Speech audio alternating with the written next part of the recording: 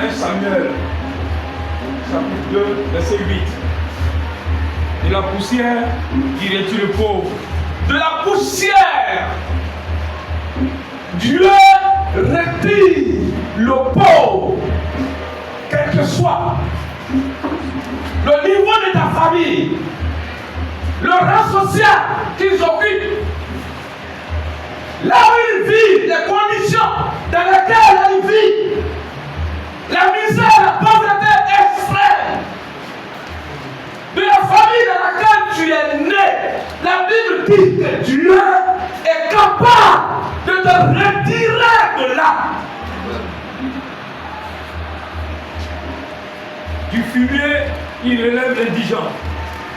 Il est capable de retirer du fumier, c'est-à-dire des tas d'ordures, pour te rendre grand. Alléluia. Amen. Alléluia. Amen. Pour le faire asseoir avec les grands. Et il leur donne en partage un trône de gloire. Car à l'Éternel sur les colonnes de la terre, et c'est à elle, et c'est sur elle qu'il a posé le monde. Il est capable de prendre le plus pauvre, très très pauvre, dans sa pauvreté, dans son état, tel qu'il est méprisé, haï, rejeté par les hommes de ce monde, et l'établir avec les grands, et l'amener à manger, à s'asseoir, à discuter avec les grands de ce monde, et lui donner en partage le trône. Alléluia. Vous pouvez vous asseoir dans la gloire de Dieu. Frères et sœurs, toutes ces choses que nous venons de lire et d'énumérer, toutes ces bénédictions,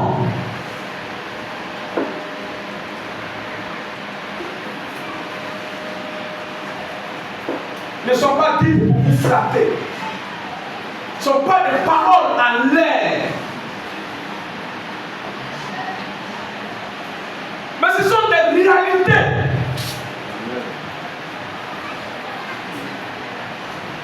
Des choses qui sont des réalités et qui sont disponibles pour chaque enfant de Dieu, pour chacun de nous,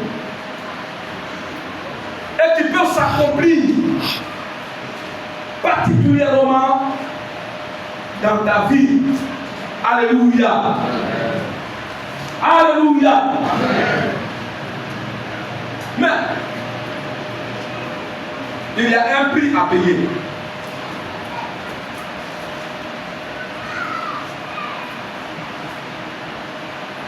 Peut-être que il t'est arrivé souvent de te poser des questions. Moi-même, je l'ai fait.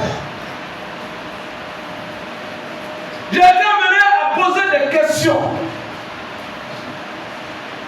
Chercher à comprendre pourquoi. Pour quelle raison Dieu bénit.